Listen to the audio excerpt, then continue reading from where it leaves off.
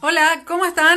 ¿Cómo están todas, todos? Estoy transmitiendo en vivo como todos los lunes, como todos los jueves, para encontrarnos. ¿En qué estamos? Para conversar, para iniciar esta conversación por Instagram Live y para saber qué es lo que está pasando, ¿no? Y aquí está nuestro próximo entrevistado, el del programa de hoy. Ya lo voy a presentar, pero vamos a aprovechar de que está por aquí para que se una a nosotros. Espérame un poquito. Va a juntar con nosotros. Es que como que me falla un poquito de repente. Yo sé que estoy con los lentes, ¿eh? Pero ahí estamos esperando. ¿Quién es? Es Gabriel León. Ahí está. Hola, ¿cómo estás, Gabriel? Hola, Gabriel, ¿y tú cómo estás? Bien, yo creo que tú tienes mucha más experiencia en esto, pinche rápido. Sí, la verdad es que llevamos muchísimo de esto en el cuerpo ya, esto de trabajar desde la casa y mantenerse conectado con la gente, así que se ha convertido casi en una herramienta de trabajo. Sí, es verdad. A mí en el celu me cuesta más, en el computador soy un áspero en el celular, pero me parece más fácil para Instagram entrar por el celu. Pero bueno, lo voy a presentar. Muchas y muchos de ustedes lo conocen. Yo me acuerdo que lo conocí en la radio, entrevistándolo en la radio hace no sé cuántos años, hace unos años, pero como tenemos igual. Vamos a decir una cosa por otra. Gabriel León, Gabo Tuitero, así lo conocen a través de las redes. Gabriel es científico, él es bioquímico, pero es doctorado en... ¿cómo es? Molecular. Eso, biología molecular, celular y molecular, que es como el tremendo título. Y Gabriel durante mucho tiempo estuvo ahí en un laboratorio, pero se dio cuenta que además tenía muchas facilidades de expresión y de repente se dio cuenta que podía tener una misión que era muy interesante, que era divulgar la ciencia, hablar de ciencia y en fácil. Y por eso empezó primero a hacer libros que podían atraer a los niños, a adolescentes, y es el autor de libros como Ciencia Pop, que fue un exitazo. Por ahí tienes, ¿o no? A ver. Ahí está, Ciencia Pop 1, Ciencia Pop 2, que fueron exitazos, golpe a la cátedra, y que lo tiene como un divulgador científico. Pero además es muy interesante la pega que él mismo toma, Gabriel, porque hoy día está haciendo una pega que es bien interesante, que es desbaratar la serie de fake news o noticias falsas que están dando vueltas y vueltas, no solamente por las redes sociales, sino también por otras redes que son más complejas, que es el WhatsApp, que tiene una intimidad mayor y es de mucho mayor riesgo. De todo esto vamos a conversar con ustedes que nos están viendo, así es que muchas gracias por quedarse. Ya, Gabo, muchas gracias a ti también por unirse a esta conversa. ¿Cómo has estado? Bien, encerrado desde el 13 de marzo. Empezaste así, pero firme, ¿no? Sí, acá empezamos con cuarentena voluntaria. Yo el día viernes 13 de marzo fue la última entrevista que tuve en la radio. Yo trabajo en una radio que se llama TX Radio hace harto rato ya, y entrevisté ese día al ministro de Ciencia. Y esa fue la última entrevista en estudio antes de empezar mi cuarentena voluntaria, y desde ese día todo lo que he hecho ha sido por computador o por teléfono. Sí, hoy día te estoy mirando en un Instagram justamente a eso del mediodía, justo cuando estaba hablando el presidente. Entonces tenía el presidente en la tele, estaba escuchando, te estaba mirando a ti en Instagram y estaba respondiendo preguntas, en fin, súper interesante. Lo primero que quiero preguntarte, que se me ocurre y que nos está dando vuelta durante el día, es ¿qué significa para un hombre de ciencias, para un hombre que ha estado en laboratorio, el que pase esto en el mundo? Es tener como una pandemia seguida minuto a minuto por la televisión, por los canales, por los medios. La verdad es que es bien impresionante. Yo hace un par de días atrás salí, yo tengo una plaza aquí muy cerca de mi casa, salí a pasear al perro y yo miraba el paisaje y decía, es increíble. Si alguien hace 3 meses atrás me hubiera dicho que en pleno Providencia, en el mes de abril, iba a estar lleno de gente con mascarilla, con guantes, manteniendo distancia, yo decía, estás loco, ¿pero de dónde? Mucha película, mucho Netflix. Y la verdad es que es bien impresionante ver esta respuesta que uno había leído por libros, que uno había escuchado en historias, como la de la pandemia española, o más antiguo, lo de la peste negra, ¿cierto? Y ver una pandemia pasando en tiempo real con todo lo que hoy día tenemos como redes sociales, donde efectivamente uno vive el momento a momento, y la verdad es que es bien impresionante ver cosas que uno aprendió en el laboratorio, por ejemplo, como hacer un RT-qPCR, y ver que hoy día todo el mundo habla de PCR, o cómo hacer... Yo además hice mi práctica en biología molecular en la Católica. Cuando me gradué de bioquímico, mi práctica fue haciendo diagnóstico de enfermedades virales en pacientes que además tenían de base SIDA. Entonces a mí me tocó trabajar forrado entero, con pechera, con doble guante, con máscara frontal, con mascarilla, y es lo más incómodo del mundo. Yo tenía que estar todo el día así. Entonces ver gente en la calle así es bien impresionante. Ahora, lo que tú dices es bien cierto, es como una película. De hecho, el otro día me tocó agarrar por casualidad en el cable, porque además el cable como que, no sé si a propósito, no empezó a ver todas estas películas tipo Contagio, Virus, no sé, Epidemia y todas estas. Y agarré Contagio, que es una película así como coral, ¿no? Y que yo la había visto, me acuerdo, en el cine, y tiene algunas escenas que son muy como lo que está pasando hoy día. Por ejemplo, muestran, no sé, varias ciudades europeas como clásicas de turismo sin nadie. Y es como ver imágenes de ahora y tú dices, oh, bien increíble, así como estar viviendo una película. Así que es muy real lo que tú dices, esto de que parece película, ¿no? Pero además hay una conclusión que es bien profunda al respecto. La película es así de real porque alguien los asesoró al respecto. Y eso tiene que ver con el hecho de que los científicos hace harto rato que estaban esperando que esto pasara, no esperándolo en el sentido como quien espera que nazca alguien, sino que así como creemos que esto va a ocurrir en algún momento. De hecho, y esto es un hecho que se dio a conocer bastante al principio, hay un artículo científico del año 2007 que describe esto, describe una pandemia producida por coronavirus que vienen de murciélagos del sur de China. Y en ese sentido hay un montón de científicos que tenían más o menos claro que esta pandemia iba a ocurrir en algún momento. No sabían cuándo, es más o menos como quienes estudian terremotos. Saben que en cierta zona en algún momento va a haber un terremoto porque se acumuló energía, no te van a decir ni el día ni la hora porque no pueden, pero era algo que iba a ocurrir. Y con esta pandemia pasó algo parecido. Había ecólogos y había virólogos que estaban relativamente seguros que en el plazo corto íbamos a tener un bicho de esta naturaleza dando vueltas. Sí. Oye, me están diciendo, Gabo, que tú te escuchas mucho más despacio que yo. No sé si porque yo hablo muy fuerte, que puede ser. O a lo mejor te tienes que acercar un poquito más. Eso mismo, porque alguien me decía ahí, y eso es, claro, que no es la idea. O a lo mejor yo no debo gritar tanto, también puede ser. Gabriel, te quería preguntar, además por la ciencia misma en todo esto, ¿no? Cuando tú miras lo que pasa hoy día y cómo se vuelca el mundo a mirar lo que dicen los científicos, ¿qué te pasa a ti además? Tú que estuviste tanto tiempo en laboratorio y que hoy día has tomado vocería, o sea, tú sabes lo que significa la importancia de tener vocería en estos temas, de traducir estos temas para la gente, de que estén presentes, del valor de los científicos, de la prueba, de instalar lo que está probado, en este caso en un virus del que se está conociendo, se están conociendo muchas cosas.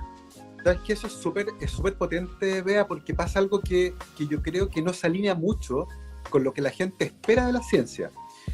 Por lo general el público espera que la ciencia les dé respuestas, que le diga esto sí, esto no. Pero eso ocurre en general después de mucho tiempo de investigación. La mayor parte del tiempo los científicos estamos en la más absoluta incertidumbre. No sabemos qué va a pasar, estamos probando, como que cachamos un poquito. Y lo que está ocurriendo ahora es que las personas están viviendo en tiempo real esa incertidumbre. Y por eso pasa esto de las mascarillas, que no, que sí, que parece que no. Y tiene que ver con que estamos generando conocimiento en el momento sobre un bicho nuevo que apareció hace 4 meses y por lo tanto todavía estamos afinando la puntería. Y yo creo que hay mucha gente que mira esto y dice, oye, pero ¿qué onda? ¿Qué está pasando aquí? ¿Por qué no son capaces de decir sí, no? Y tiene que ver justamente con ese hecho. Estamos recién descubriendo esto. Y los científicos, cuando descubrimos algo nuevo, vivimos durante un montón de tiempo en una gran incertidumbre. Y esa incertidumbre ahora también se está traspasando a las personas, que están viendo cómo cada día es un pasito y vamos avanzando y nos apoyamos más un poco aquí y de repente algo que estábamos seguros 2 días atrás ya no es así y ahora es otra cosa. Y eso yo creo que nunca antes había pasado. Por lo general el conocimiento científico llega a las personas cuando ya se asentó un poco, cuando ya está más claro y podemos decir, sí, esto es bastante probable que sea de esta forma. Y hoy en día, a diferencia de ese escenario, hay muy pocas cosas de las cuales podemos estar seguros. Y eso ha sido complejo, creo yo. Y por otro lado, está este choque que tiene que ver con lo que pasó en Inglaterra, ¿te acuerdas? Para la campaña del Brexit, cuando alguien salió diciendo, la gente se cansó de los expertos. Cada uno tiene una opinión y esa opinión la va a hacer valer. Y eso también pasó en materias científicas. Y estamos acostumbrados a decir, es mi opinión y tienes que respetarla. Y yo creo que este virus fue causado por el 5G y esa es mi opinión y tienes que respetarla. Y empezamos a checar un poco con eso también. En el fondo, ¿dónde está el límite entre una creencia válida de una persona y sencillamente hablar cosas que pueden llegar a ser peligrosas? Y eso también es un fenómeno que es relativamente nuevo. Y tengo la sensación de que las redes sociales, esta crisis de los expertos, más la incertidumbre, contribuyen a este escenario donde en general estamos todos un poco como medio asustados porque no sabemos muy bien para dónde vamos.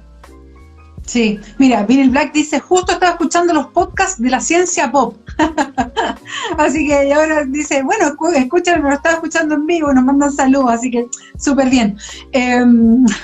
Gabriel, te iba a preguntar por eso, por el tema que tú también lo has tomado, de hecho alguna vez lo conversamos en la radio, sobre, hoy día le decimos fake news, noticias falsas, pero antes una serie de personas que también hablan como más de lo esotérico o de la magia o en fin, para darse una explicación de tema científico o en cualquier tema.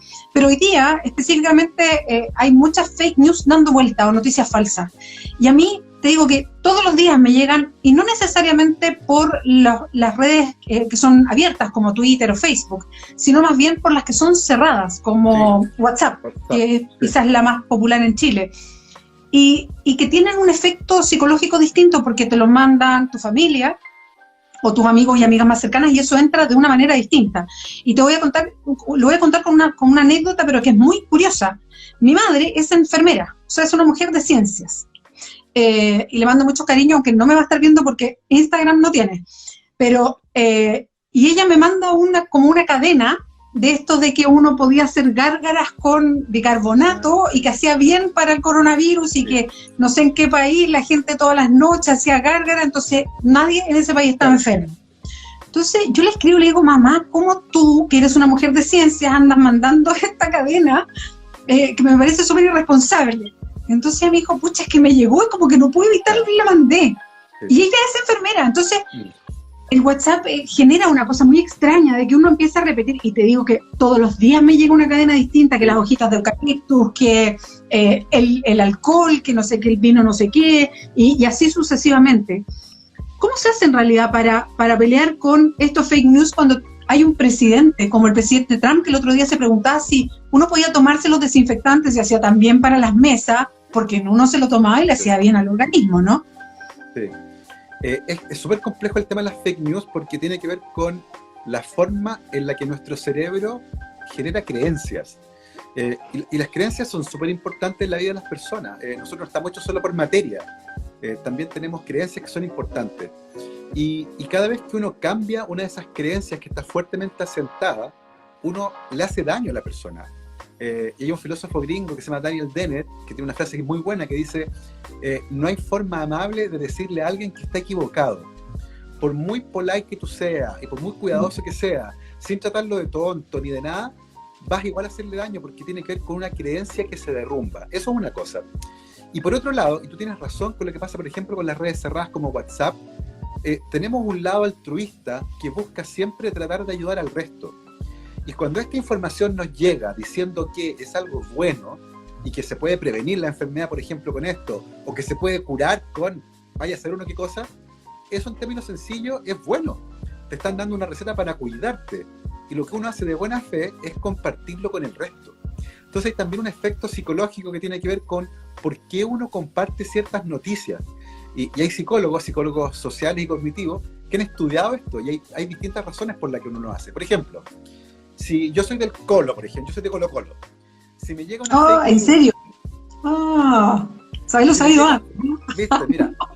Pero, por ejemplo, si me llega una fake news que dice algo malo de la Universidad de Chile, yo tengo más posibilidades de compartirlo sin confirmarlo por el hecho de que reafirmo una creencia mía. Colo Colo es bueno y la Chile es mala. Y eso también pasa en política. Si nos llega una noticia mala de un político que nos cae mal, tenemos muchas más posibilidades de compartirla sin confirmarla, porque confirma una creencia nuestra. Este tipo es malo, es estúpido, es ladrón, es tonto, lo que sea. De nuevo, tiene que ver con nuestras creencias. Y hay otro tipo de personas con otro encaje psicológico con respecto a las fake news, y que tiene que ver con una que es bien particular, que es la que a mí más me interesa desde el punto de vista de la investigación, y que tiene que ver con esas explicaciones súper complejas para cosas que son muy sencillas. Por ejemplo, la llegada del hombre a la luna. Hay un montón de gente que cree que el hombre nunca llegó a la luna. Y nos fuimos una vez, fuimos 6 veces a la luna. Hicimos un montón de cosas en la luna, hay vehículos tirados en la luna, se pueden ver en la luna, qué sé yo. Y hay gente que eligió creer que no es así, y se armó una teoría súper compleja. Es que los gringos contrataron a Stanley Kubrick para que filmara, y es como súper complicado. Y al final, en el cerebro de ellos pasa algo súper divertido. se sienten especiales porque conocen una verdad que está oculta para el resto. Entonces hay varios mecanismos que explican por qué es tan fácil que uno comparte estas noticias rápidamente. Y por eso que es tan difícil derrotarlo, porque requiere un momento de pausa. Que tiene que parar uno y decir, ok, pero ¿será verdad que este político, por muy mal que me caiga, además es ladrón? ¿O este hecho que está aquí, que es muy bueno y ojalá fuera cierto para compartirlo con todo el mundo, ¿será verdad? Entonces creo que nos falta eso. Nos falta darnos cuenta que efectivamente no todo lo que leemos es cierto. Y hay mucha gente que escribe cosas que son mentiras para pasarlo bien, para hacer un experimento, porque están aburridos, porque son malas, por un montón de razones. Y nos falta detenernos ahí y decir, ok, vamos a confirmar esto primero. ¿Quién más lo dijo? ¿De dónde viene? ¿Cuál es la fuente? Un set mínimo de preguntas que uno debería hacer. Y después de eso, si sobrepasa ese punto, uno lo comparte. Y creo que nos falta un poco eso, de herramientas de análisis crítico, porque además todo es muy rápido hoy en día. Y todos queremos compartirlo ahora ya, y me llegó algo y a los 2 segundos lo compartí. Entonces creo que ahí nos falta un poco todavía, que es como casi de la cultura de vivir en un mundo que es digital. Porque recordemos que esto fue muy rápido. Hace 20 años atrás, nada de esto existía. Si hace 20 años atrás yo hubiese sacado un aparato como este y me pongo a conversar contigo así, nos meten presos a los dos y nos queman por brujos tal vez, porque es una cosa súper extraña. Entonces, los cambios han sido súper rápidos y nuestro cerebro está todavía tratando de ponerse al día con eso. Y eso explica parte importante de nuestra relación con las noticias falsas. Sí. Ahora, pero también esto tiene un colchón que, bueno, tú sabes más de esto, pero que empezó a instalarse de alguna manera antes. O sea, venimos de un momento en que hay una discusión con las personas que y corrientes en el mundo, antivacunas, por ejemplo, o los llamados, no sé, terraplanistas, que están poniendo en duda a la ciencia en general, poniéndola en duda y contraponiéndola con la creencia religiosa, por ejemplo. Claro. O cómo los grupos religiosos se han transformado en grupos con presión política muy fuerte en muchos países, con lucas además para ejercer una presión muy fuerte. Y eso, o sea, es para ver en Brasil lo que llevó a la presidencia Bolsonaro también. Y eso también, de alguna manera, marca su propio discurso, ¿no? Entonces, cosa que no veíamos antes. Yo recuerdo en Tendencias de la Tercera, a mitad del año pasado, creo que, y que provocó mucha polémica. No sé si te acuerdas de una portada del cuerpo de Tendencias que había como una especie de, era como la batalla de los médicos y los antivacunas, o los vacunas, antivacunas, y estaban puestos como al mismo nivel, y fue muy polémica porque decían, ¿realmente están puestos al mismo nivel los vacunas con los antivacunas? ¿Podemos hablar de que están puestos al mismo nivel? Entonces, se desató toda una polémica al respecto. Entonces, y eso, bueno, tiene que ver también con cómo vuela la comunicación, cómo uno hoy día googlea cualquier cosa y aparece alguien sosteniendo alguna teoría, ¿no? Porque también conversamos hace tiempo de esto mismo, y que de alguna manera pone como un soporte, digamos, a que haya como abiertas dudas respecto a ciertas certezas, ¿no? A que abre. ¿Cómo has vivido tú ese proceso de instalar dudas, de proceso que para nuestro sistema de salud pública, como las vacunas, por ejemplo, que ha sido un proceso tan exitoso para Chile, ¿no? Haya efectivamente hoy día dudas respecto a la bondad que puede ser un sistema de vacunación pública como el chileno? Pero ha ido evolucionando con el tiempo. Al principio, y esto lo puede ser una especie de línea de tiempo, al principio era casi como, mira el estúpido, la tontera que cree, y uno se burlaba un poco de eso. Y ya después no era tan divertido, era como, no, pues esto es peligroso, así que claro, yo puedo elegir reírme, pero tal vez sería bueno que hiciéramos algo. Después era con un poco de rabia, así como, oh, esta gente que no entiende, qué sé yo, pero lentamente uno empieza a comprender cuáles son los mecanismos que hay detrás de esto. Y a medida que uno empieza a entender un poco mejor cómo funciona ese tipo de cosas, uno va entendiendo mejor de dónde viene. Y me pasó con las vacunas algo muy, muy divertido, porque tuve esta transición de reírme de la gente estúpida, tal cual, a pucha que son tontos, a la rabia, a decir, pero mire toda la evidencia que hay, qué sé yo, a decir, ¿sabes qué? Acá hay otra cosa que es un poco más compleja. Y empezar a entender que efectivamente hay construcciones que derivan de un montón de vertientes distintas, desde el pensamiento mágico a esta cosa de creerse cualquier idea, que terminan por configurar creencias. Y de nuevo volvemos a las creencias. Y una vez que se convirtió en una creencia, es súper difícil cambiarlo. Pero esa creencia viene de alguna parte. Y uno de los descubrimientos interesantes con respecto a las vacunas, por ejemplo, Cuando yo vacuno a mi hija, la vacuno porque la quiero y no quiero que le pase nada malo, ¿cierto? Y hay estudios que muestran que los papás que son antivacunas no vacunan a sus hijos por exactamente la misma razón. Porque les da miedo y no quieren que les pase algo malo a sus hijos. Porque están convencidos que las vacunas tienen algo malo. Pero apela a un sentimiento, les da miedo. Y por lo tanto, si yo no entiendo ese miedo, es muy difícil que si no empatizo con eso pueda cambiar de opinión, porque al final llega a la conclusión de que sí, uno se puede reír, sí, uno se puede indignar, pero al final lo que funciona es cambiarlo, convencer a esa otra persona que no es así. Pero para poder hacer eso hay que entender desde dónde viene. Y la mayor parte del tiempo viene desde el miedo. Viene desde el miedo porque han leído cómo se hace una vacuna, y es terrorífico cuando uno no entiende biología o no entiende química, es terrorífico. Y por lo tanto sacan un montón de conclusiones con respecto a un procedimiento que no entienden y evidentemente les da miedo. Y tengo la sensación de que si uno no entiende ese proceso, difícilmente puede generar una respuesta que genere cambios. Porque tú lo dijiste, nuestro país tiene una tradición de vacunas que es impresionante. Chile fue el tercer país del mundo que erradicó la polio el año 75. Con la viruela también lo hicimos súper rápido. Nuestras campañas de vacunación son tremendamente exitosas, somos un modelo a seguir en esa área. Entonces uno dice, ¿cómo es posible que un instrumento de salud pública que ha sido tan exitoso tenga detractores? Bueno, porque hay gente que tiene miedo. ¿Por qué? Porque leyó algo que no entendió y le dio miedo. Y creo que va por ahí un poco la cosa. Y si uno entiende ese proceso, es posible generar estrategias para cambiarlo. Quiero quedarme con un concepto que ocupaba Gabriel y preguntártelo como hombre de ciencia. ¿A ti con lo que pasa te da miedo? ¿Ahora? ¿Sí? No, fíjate que yo soy de naturaleza súper optimista. Súper optimista. Y uno puede ver, por ejemplo, lo que está pasando a nivel internacional, un ejemplo con las vacunas para este virus. Y uno ve 170 proyectos, de los cuales 10 están en fase preclínica y 3 ya están en ensayos de fase 1. Y esto es un bicho que apareció en diciembre. Espérate, ¿y ensayo de fase 1 es? Probar la seguridad. Y ya están inyectando a voluntarios. A persona, humano, ya. Humanos voluntarios, para ver que la vacuna no haga nada malo. Que no te salga una mano en la cabeza, que no te dé fiebre, que no se te hinche, cualquier cosa. Y ya hay 3 de esos. Uno en China, uno en Inglaterra y uno en Estados Unidos. Y esto pasó, este virus lo encontramos hace 4 meses. Entonces uno ve esto y dice, es impresionante. Es impresionante. Entonces, miles de científicos alrededor del mundo trabajando en esto. El virus estaba secuenciado a los 10 días de que apareció, se confirmó, estaba secuenciado. Y es una cosa, es impresionante. Entonces, yo, por un lado, entiendo más o menos dónde estamos. Soy por naturaleza optimista, entonces lo veo y digo, ¿sabes qué? Vamos bien.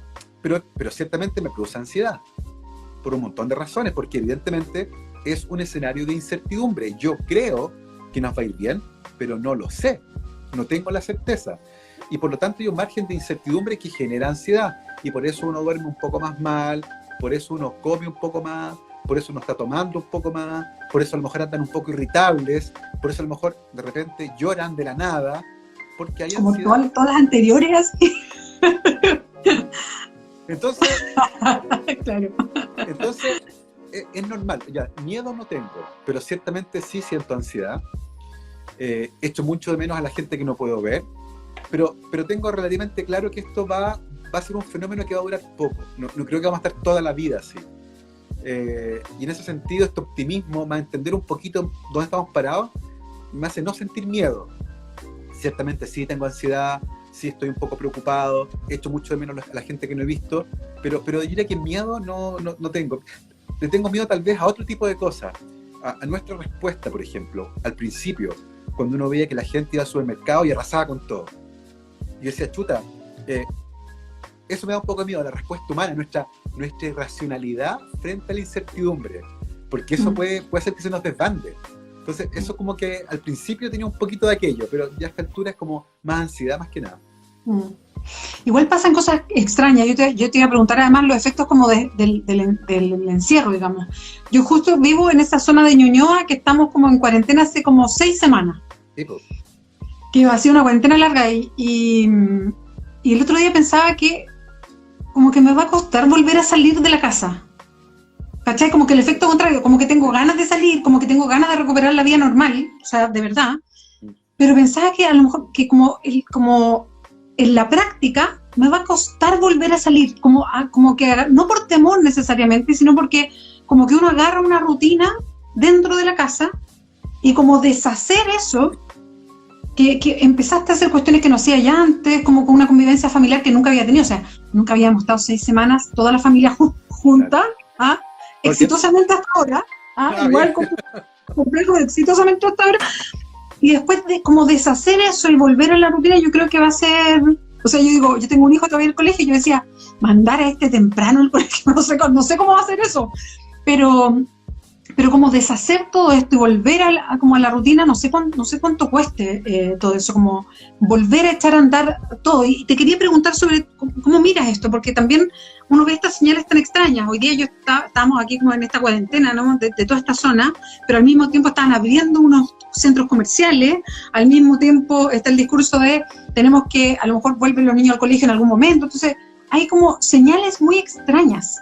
Sí. ¿Te han inyectado alguna vez? No. Bueno, a todos los que han enyesado alguna vez, esto es lo mismo cuando uno le enyesan una pata, ¿Ya? te sacan el yeso y tienes que volver a usar ese pie. Se siente igual, es lo que tú decías al principio, esto de acostumbrarse, algo se atrofia. Nuestras ganas de ver gente, nuestra habilidad social, eso se atrofia un poco. Entonces va a ser algo que nos va a ocurrir cuando pase todo esto y tengamos que volver a salir, por ejemplo. Entonces creo que es un poco así como de atrofia social, si tú quieres. Eso va a ser un poco la sensación rara de volver a esta rutina. Y claro, es súper extraño esto de ver, por una parte, a un sector de Ñuñoa que lleva 6 semanas en cuarentena. Vamos a cumplir esta semana 6.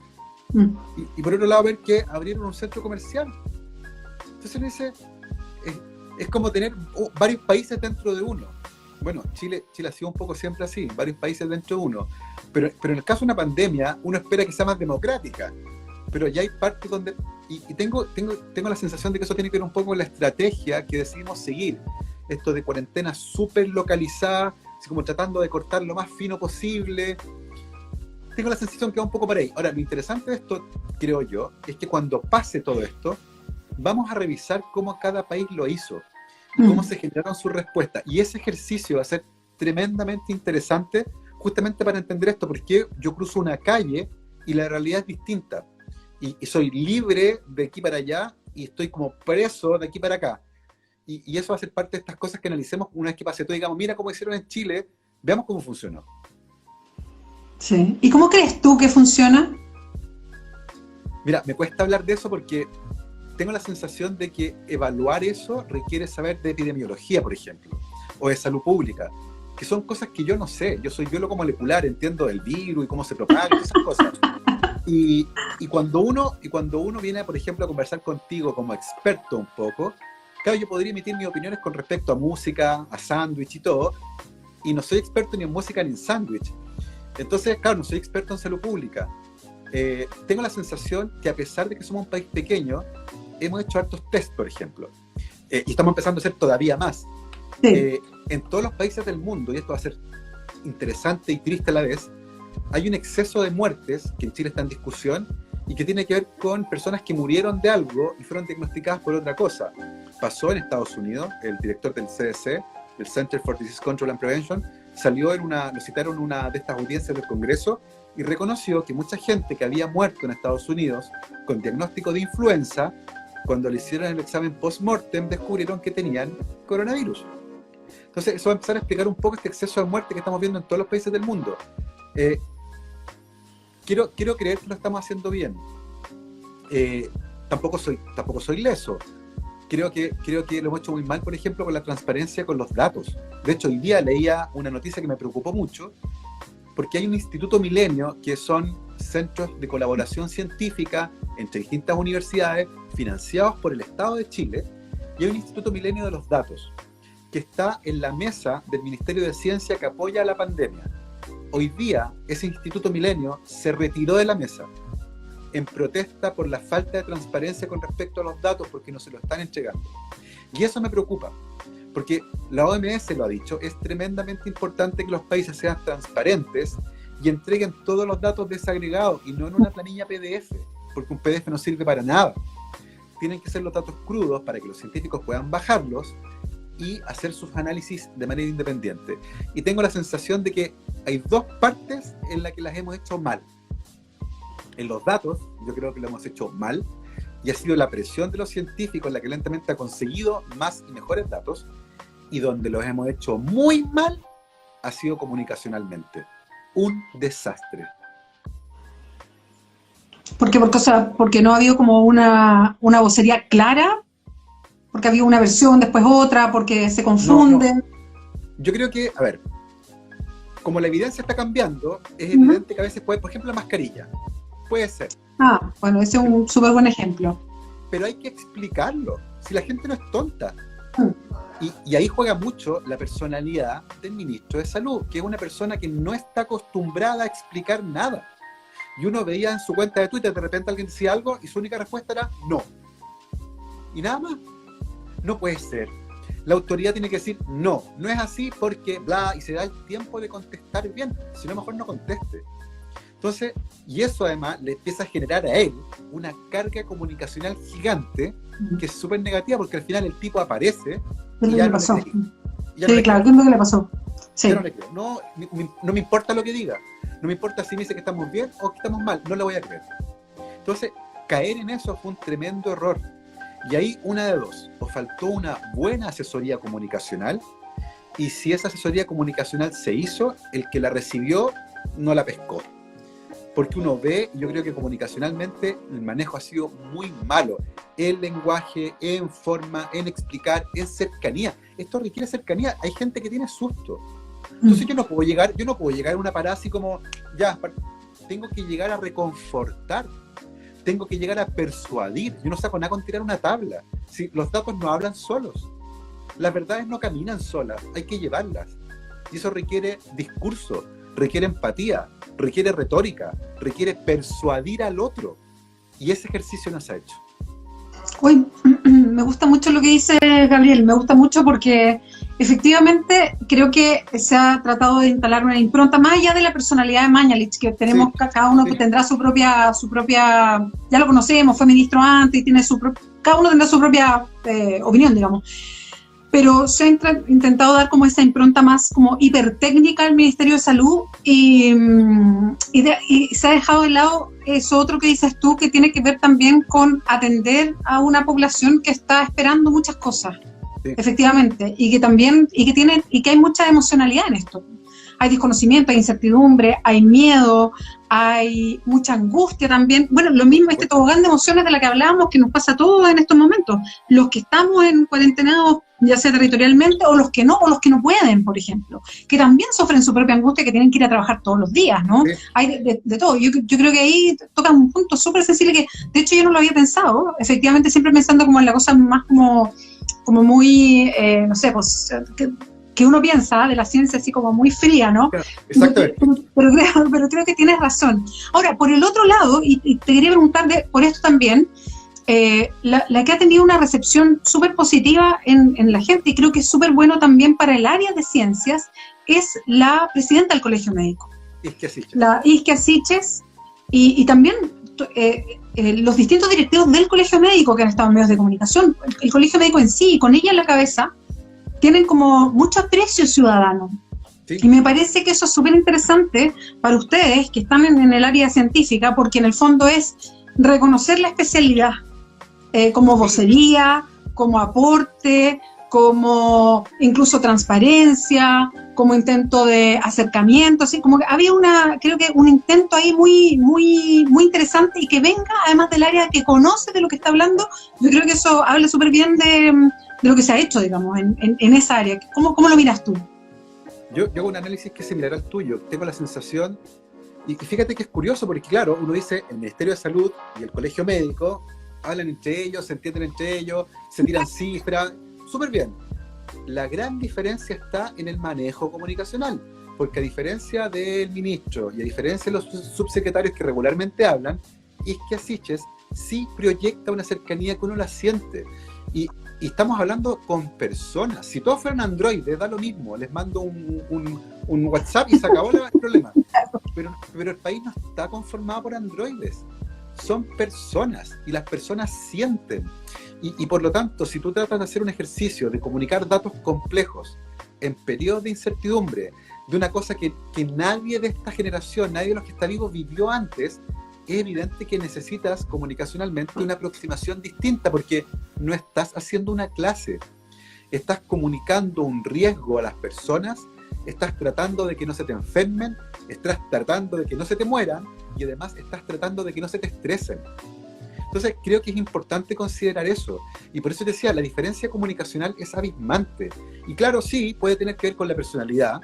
Mañalich es A y Esquiasiches es B, y tienen tipos de personalidad distintos, pero sobre eso hay estrategias comunicacionales diferentes, y yo agradezco mucho esta especie de contrapeso, si tú quieres, comunicacional, que el Colegio Médico le ha significado al Ministerio de Salud, no porque tengan visiones opuestas de lo que hay que hacer, sino porque permite balancear comunicacionalmente la respuesta que uno espera más cercana, que es la del gobierno, porque además recordemos, y no se nos puede olvidar, que la pandemia sorprendió al país con un conflicto político que tenía el gobierno con un 6% de aprobación, y eso sí afecta. Entonces, no entender eso, no leerlo, y no generar una estrategia comunicacional acorde a ese escenario, donde tengo que comunicar verdades que son complejas, que pueden ser incómodas, que pueden ser dolorosas, y lo vengo a hacer además con absoluta insensibilidad, uno puede anticipar que eso va a salir mal. Entonces, este contrapeso comunicacional, este contrapeso cercano del Colegio Médico, como decías tú, con expertos que hablan el mismo idioma, ha sido tremendamente útil a la hora de balancear cómo públicamente se discutió la pandemia. Gabriel, ¿en qué momento, y aquí vuelvo a ti, ¿en qué momento tú dices, dejo el laboratorio, dejo, como decías tú, ya que por tu especialidad estás acostumbrado a la investigación de virus, de justo lo que estábamos hablando ahora, ¿no? A propósito del coronavirus, pero dejas la pega del laboratorio en sí para decir, quiero hablar de esto, quiero salir del laboratorio y dedicarme a hablar de lo que significa la ciencia, su investigación, la importancia de que sepamos de qué estamos hablando, acercarle a la gente, un poco lo mismo que estábamos hablando, la importancia comunicacional de saber cómo decirlo, de qué manera decirlo, hacerlo cercano, y que la gente entienda que esto no es algo lejano, que está en un laboratorio y que no tiene nada que ver con su vida cotidiana. Yo diría que hay tres etapas. La primera es un accidente. Yo me corté el tendón de Aquiles jugando fútbol el año 2011. Ya, eso no tiene nada que ver con el laboratorio en todo caso. Nada, pero a esa altura estaba en el laboratorio, tenía mi laboratorio, dirigía estudiantes, me había ganado mi primer proyecto Fondesit, y estaba en eso, me lesiono, me operan, y termino con licencia por 2 meses, en cama, solo, sin poder caminar. Y en ese momento, de aburrido, decido ponerme a escribir un libro, una novela policial. ¿Ya? Novela policial, que nunca escribí porque me senté con el computador en la pantalla en blanco 2 días con el cursor haciendo así, y fue como, no es llegar y decidir escribir una novela policial, pero como tenía tiempo y ganas de escribir, lo que comencé a escribir fue un blog de ciencia, y ese blog de ciencia fue fundamental en el resto del camino. Y el segundo hecho importante fue cuando el año 2014 más o menos me empecé a dar cuenta que una cosa es ser científico de laboratorio y otra muy distinta es ser académico. Y ser académico implicaba hacer varios cursos al año, estar en varios comités, ir a reuniones todo el día, administrar un laboratorio es como ser un gerente, y gerente de recursos humanos, y gerente de finanzas, y al final me di cuenta que mi tiempo cada vez estaba menos dedicado a la ciencia. Administraba ciencia, hacía clases, hacía un montón de cosas que eran tangenciales a la ciencia, pero yo lo que quería hacer y lo que me hacía realmente feliz era la ciencia. Entonces en un momento me di cuenta que ya no era feliz, que mi vida como académico no era la que yo pensaba, porque yo quería ser científico, así como, ojalá por un laboratorio, pero tenía que hacer un montón de otras cosas que la verdad no me llenaban para nada, y me empezaron, no solo eso, me empezaron a molestar. Y lo tercero que pasó, que fue un accidente no afortunado, en mi universidad, en Andrés Bello, había un centro para la comunicación de la ciencia, y el año 2015 la directora de ese centro renunció, se fue a trabajar a Explora en CONICET, y me ofrecieron el cargo a mí, porque sabían que tenía esta sensibilidad por contar ciencia gracias al blog, porque además gracias al blog comencé a ir a la radio, comencé a ir a la tele, comencé a escribir en los diarios, salió como toda una puerta a un mundo que nunca había visto. Entonces me invitaron a hacerme cargo de este centro, y después de 3 años dije, ¿sabes qué? He aprendido un montón de comunicación en los últimos 6 años, a esa altura llevaba 6 años haciendo radio toda la semana, escribiendo toda la semana una columna en el Diario de Ciencia durante 3 años. Había publicado además varios libros, entonces dije yo, esto puede ser un trabajo perfectamente. Y a fines del 2017 decidí entonces irme de la universidad. Entonces ahora estoy trabajando hace 2 años ya como independiente en comunicación científica, trabajo en radio, hago serie de televisión, hago podcast, escribo libros, hago charlas, y mi vida ahora es completamente distinta a la que tenía hace 5 años atrás. No solo es distinta, además es impredecible. Yo jamás me hubiera imaginado que iba a terminar en esto. Y lo volví a pasar bien, y me volví a encantar con mi trabajo. Y a lo mejor me voy a aburrir después de 5 años, no me extrañaría, pero ya decidí que quiero ser panadero después, así que estamos bien. ¿En serio? Sí. Pero ¿hace pan? Sí, no, a mí el pan tiene mucho de bioquímica. Bueno, no, yo te iba a preguntar lo mismo, la cocina tiene mucho de eso, ¿no? Por supuesto. El laboratorio. Y la levadura, y la fermentación, exacto, y el gluten, y la masa madre, y el almidón, y hay todo un cuento ahí que es súper bioquímico. Entonces, y a mí me encanta el pan además, me encanta históricamente el impacto que tiene en nuestra sociedad y cultura. Me encanta por la palabra compañero, compañera, companis, los que comparten el pan, en una época donde el pan era escaso, y tú compartías tu pan con alguien que era importante para ti. De ahí viene la palabra. Es muy linda la palabra. Y además hay levadura, hay fermentación, y a mí me encanta hacer pan, además, lo disfruto mucho porque además me encanta el pan, comer pan, me encanta, miren cómo estoy. Entonces, todo eso se convirtió en un hobby, pero que me lo tomé muy en serio, muy en serio. Tengo una masa madre especial que hice con harina integral de pichilemu, de un molino perdido en unos cerros, y tengo mi masa madre cultivada con esa harina, y hago mi pan con sal de cahuil, y un pan de campo grande, lleno de agujeros, súper lindo, y eso quiero que sea un oficio para mí más adelante. Mira, Gabo panadero tendrá que ser después, ¿no? Sí. Lo tendremos guardado ahí ya. Ahora vamos a estar entrevistando a propósito de la masa madre, el pan, ya lo veremos. Oye, Gabriel, esto yo me acuerdo para los terremotos, y Chile es un país de terremotos, se lo preguntaba harto a los especialistas, a los sismólogos, y yo les decía que si el momento de los terremotos para ellos era un momento particular, que era como que estaban estudiando toda la vida, y cuando era un terremoto para ellos debe haber sido así como ¡guau! Así como por fin un terremoto, ¿no? Como el momento que tú estudias y como que se produce. Es un poco lo mismo en el caso tuyo, que te has dedicado a esto siempre. Esto es como ¡guau! Siempre estudié esto, ¿está pasando o no? Específicamente en mi caso no, pero yo creo que hay virólogos que han estudiado virus peligrosos en el laboratorio y entienden más o menos su mecanismo, y de repente ven que ese bicho que han estudiado 10, 20 años está en todos los diarios del mundo. Es como ¡wow! Salió de mi espectro de trabajo, y de repente está todo el mundo hablando de coronavirus. Me pasa un poco con lo del PCR, todo el mundo está hablando de PCR, y hace 5 meses atrás el PCR era una cosa rara, y hacer PCR no era ninguna gracia. Hoy en día, chiquillos, chiquillas, si saben hacer PCR pueden conquistar a alguien así. Hola, hacer PCR. Puede ser un muy buen opening line ahí para conquistar a alguien. Como yo aplano la curva, cosas así. Claro, y ser epidemiólogo y experto en salud pública. Entonces, como que ver eso, que de repente está todo el mundo hablando de aquello y tú sabes de eso, lo conoces bien, lo has vivido de cerca. Y claro, tiene esta cosa media como rara de wow, se hizo verdad, y media terrorífica de decir, chuta, está pasando. Y eso creo que es bien especial, como la gente lo está viviendo dependiendo de las áreas, ¿cierto? Tengo la sensación de que podría incluso utilizarse para aprovechar de comunicar conceptos complejos, y como pasaba en los terremotos, por ejemplo, que hay un terremoto y todo el mundo iba a buscar al geógrafo Lago, ¿cierto? Y aparecían todos, y aparecía la Adriana Comte hablando de terremotos, que ella los disfruta y qué sé yo, y de pasar aprovechaban de enseñar, y decían, oye, los terremotos no se pueden predecir, porque por esto, y un poco ese concepto que a mí me gusta mucho, ciencia de contrabando, y tú aprovechas de hablar de una cosa, y de contrabando hablas de ciencia, y son oportunidades como estas las que permiten justamente hacer eso, porque además anda todo el mundo muy sensible, y aparece algo de coronavirus y te van a escuchar, porque quieren saber más, porque hay incertidumbre. Esto es igual que prender un fósforo en la oscuridad. Estamos todos oscuros, nadie sabe qué va a pasar, y de repente en un rincón alguien ve que alguien prendió un fósforo. Bueno, vamos todos para allá a ver qué lucecita hay ahí, para tranquilizarnos un poco. Y eso es algo que está pasando ahora justamente con la pandemia. Sí, Gabriel, estamos casi terminando y por eso te quería volver como al origen, a lo que partimos conversando, porque se ha ido sumando más gente y porque me parece que es interesante. A propósito, lo mismo que decías, que es súper bonita esa analogía de estar en lo oscuro y de repente prender una luz.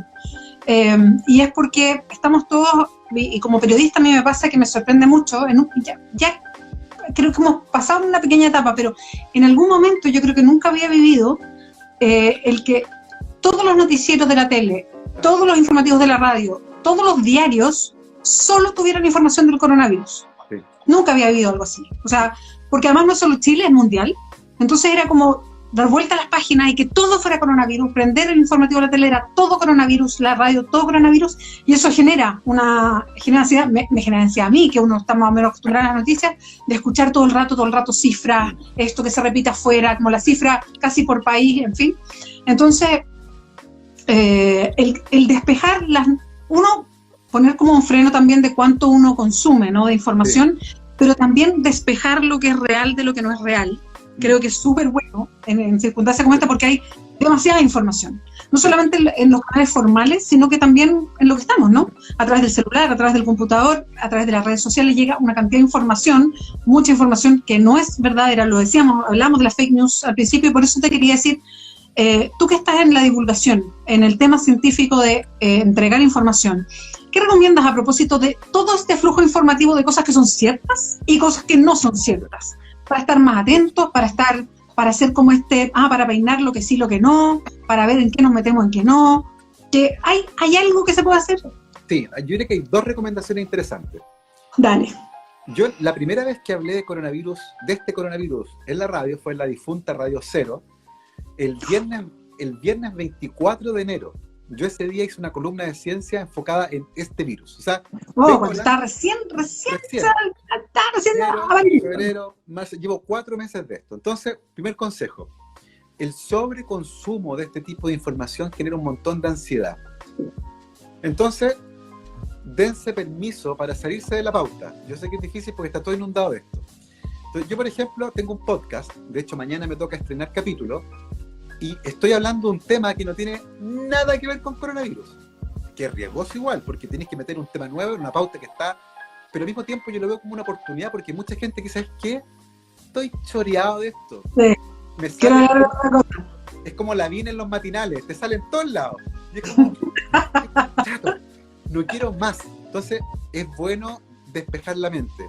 Por eso es bueno, por eso hay mucha gente cocinando. Está llena de gente cocinando.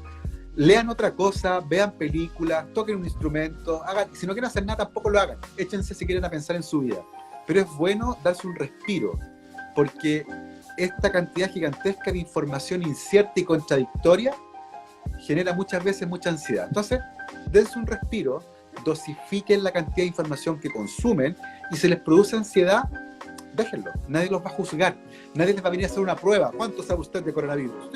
No, tranquilo. Tienen todo el derecho del mundo de no saber. Ya. Pero si deciden saber y meterse en el remolino informativo, número 1, y esto va a ser súper duro, lo voy a decir, toda la información que llegue por WhatsApp debe ser considerada como falsa hasta que se demuestre lo contrario. Así, tal cual. Y eso quiere decir que no se comparte nada hasta que ustedes no tomen esa noticia y la googleen. El otro día alguien de mi familia me mandó una noticia, científico japonés no sé cuánto dijo tal cosa. Fui, busqué el científico japonés y la primera noticia que aparece es científico japonés desmiente haber dicho tal cosa. Primera noticia. Entonces, es relativamente fácil confirmarlo. Si van a Google a buscarlo, lo van a confirmar muy fácil. Entonces, aguántense la tentación, no lo compartan y confírmenlo antes. Y es un muy buen ejercicio. Si suena demasiado bueno para ser cierto, probablemente no es cierto.